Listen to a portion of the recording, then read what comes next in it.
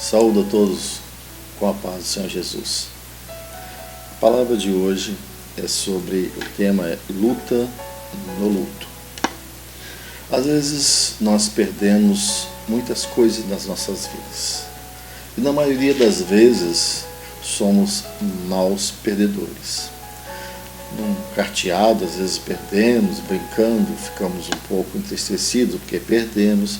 Alguns até brigam até quase se matarem quando os times jogam e um deles perde. E a palavra luto não quer dizer somente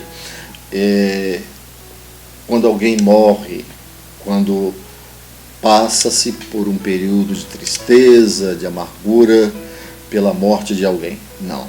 O luto, segundo a psicologia, ele tem 4 fases.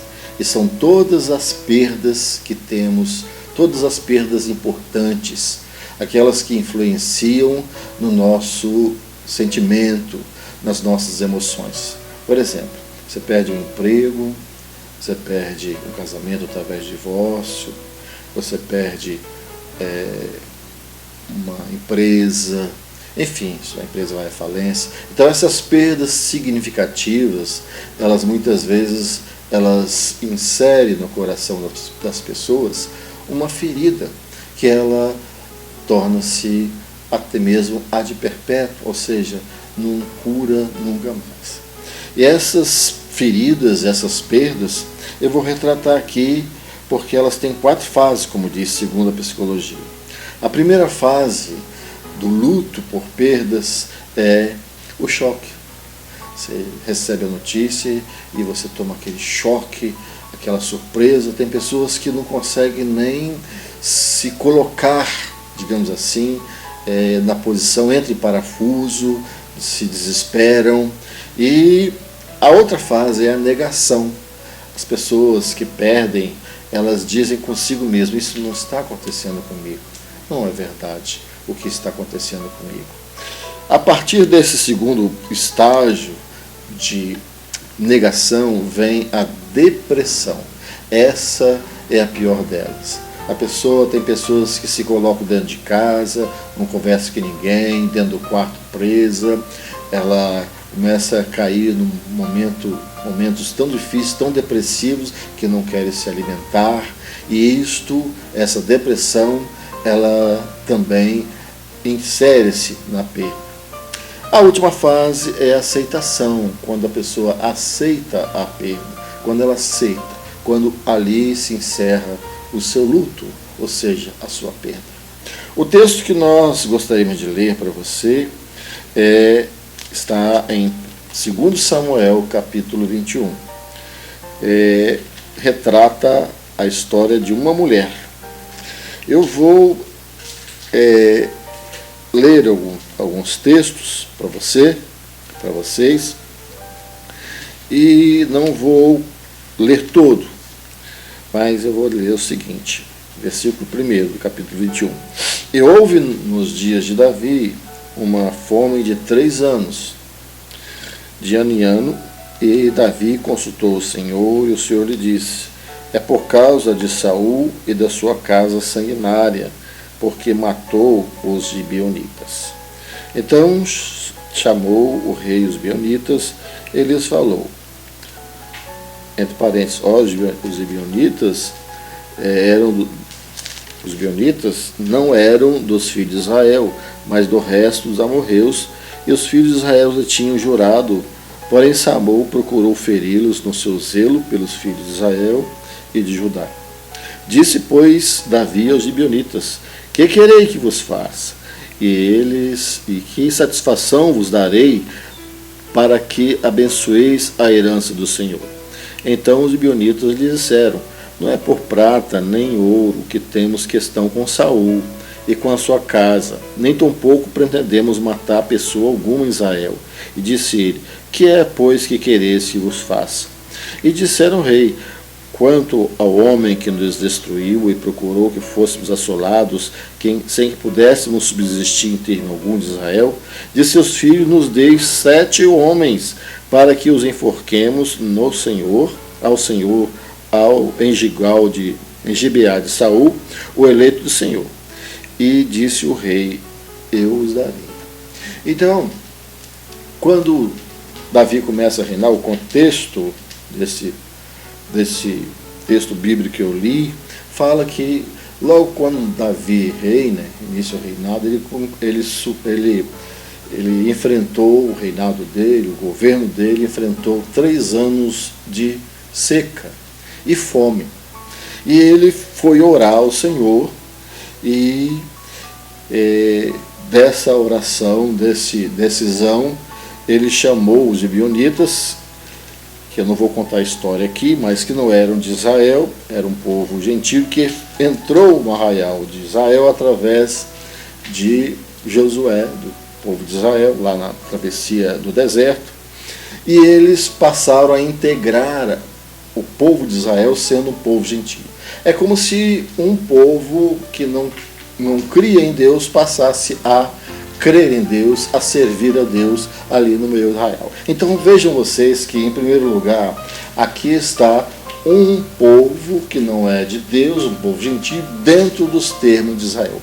Existia então a igreja gentílica dentro de Israel, porque esse povo passou a servir a Deus, caso contrário eles seriam destruídos ali mesmo. Bom, o desfecho da história é que, para tirar aquela fome, o rei precisava destruir 7 varões da casa de Saul. E desses 7 varões, 2 foram escolhidos de uma mulher chamada Rispa, filhos de uma mulher chamada Rispa. Essa mulher, ela perdeu. O primeiro luto dela foi quando ela perdeu o marido, quando Saul foi morto junto com Jonatas e outros na guerra com os filisteus. E os corpos, os pedaços, a cabeça, os braços foram cortados e colocados em todos os termos. Os filisteus fizeram isso para que trouxesse pânico ao povo de Israel. E ela sofreu essa primeira perda. Com essa outra perda, a outra perda dela foi a alimentação mudou. Ela era concubina do rei, esposa do rei, os vestes, a comodidade. Então a vida dela mudou completamente com a morte do seu marido. É a primeira perda grande que ela teve. Agora ela enfrenta a perda de 2 filhos. Os 2 filhos dela foram mortos enforcados, mortos pelo enforcamento. E eles ficaram 6 meses dependurados e ela ali ao lado. Eu quero destacar para você que essa mulher é uma guerreira. E eu gostaria que você também observasse isso. Eu não sei o que você perdeu.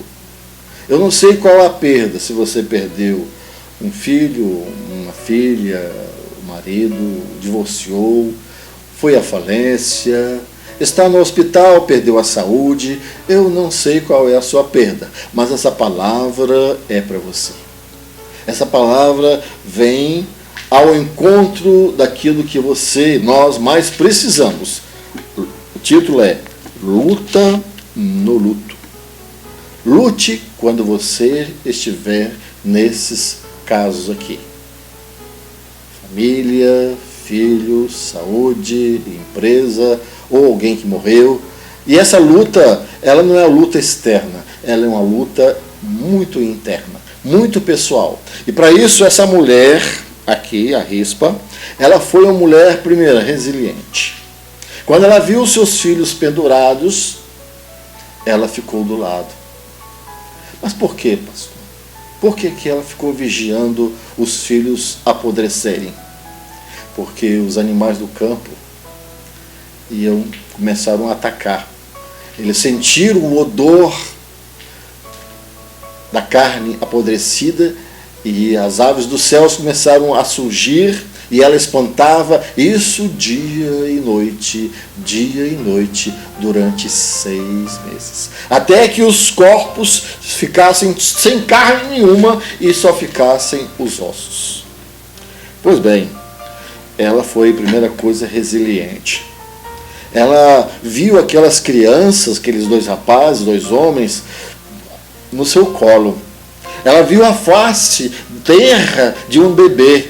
Ela viu um filho amamentar nos seus peitos. Ela viu os filhos engateando, crescendo, brincando nas praças, brincando, rindo. E agora ela estava assistindo pessoas, 2 filhos descaracterizados, as carnes apodrecidas, uma imagem horrenda. Imagem que eu não gostaria de assistir nunca na minha vida. Nem você, creio eu. Uma imagem que é dolorosa. E aquele luto dela, ela manteve no coração resiliente.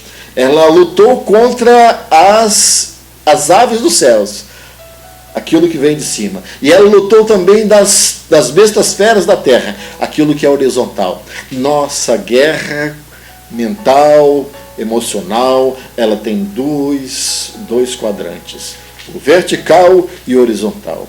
Aquilo que é espiritual, que vem do céu, a gente não às vezes nem enxerga. Ela vem de repente. E o horizontal é, quem sabe, alguém diz, né? Você está dando valor demais a essa perda. Esquece isso. Isso não é nada. E aí desdenham os seus sentimentos e ao invés de ajudar, te machuca. Mas essa mulher, ela lutou contra essas forças externas, mas a maior força, repito, era a força interna que ela tinha que lutar. O dano emocional, o luto que estava ali dentro dela, o choque, repito, a negação, a depressão, e ela precisava aceitar aquilo. Ela precisava passar pela última fase da sua vida, que era aceitar aquela situação. E ela aceitou que os filhos estavam mortos e que não tinha outra coisa a fazer. E o que ela fez? Ela lutou pela memória dos seus filhos. Ela lutou pela dignidade dos seus filhos. Ela lutou por aquilo que ainda restava, porque a vida precisava continuar. O luto, ele tem validade. Ele tem início, mas ele tem que ter fim. E aquela mulher, ela trabalhou o interior e a fé completamente naquele Deus que certamente nós cremos que você também tem. Creia, você vai sair dessa situação. Esse luto vai acabar.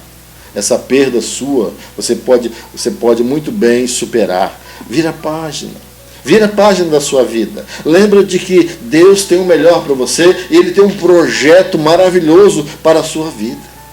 Eu gostaria de não continuar sobre a luta dessa mulher, que aqui na Bíblia está muito claro.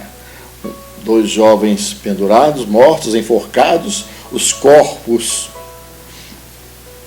putreficados, a carne saindo dos ossos, e aquilo, diz a Bíblia, que caiu no ouvido de Davi. Davi, o que Davi fez? Davi restaurou a vida daquela mulher. Ele mandou trazer os corpos, os que restavam daqueles 2 homens, trouxe os corpos que estavam espalhados de toda a família deles, Saul e toda a família, e sepultaram no lugar digno, no funeral digno. Depois disso também, Deus restaurou o povo de Israel. Deus acabou-se a fome e tudo voltou à ordem normal. Ela viveu uma ordem normal e, o mais importante, o nome dela está aqui nos anais da palavra de Deus. Está aqui eternamente na palavra do Senhor. E eu vou dizer para você, se você for resiliente, se você lutar no seu luto, na sua perda, se você acreditar que há um Deus que vai restaurar você e vai restaurar a sua sorte, aquilo que perdeu não tem mais jeito. Aquilo que aconteceu não tem mais como você olhar para o retrovisor da vida e tentar dar um ré no tempo e dizer, vou buscar aquilo que eu perdi. Não.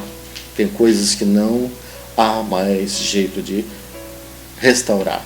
A morte, por exemplo, desses rapazes não tinha como mais reverter. Mas ela acreditou que dali para frente algo Deus iria mudar. E eu digo para você, Deus vai mudar a sua sorte.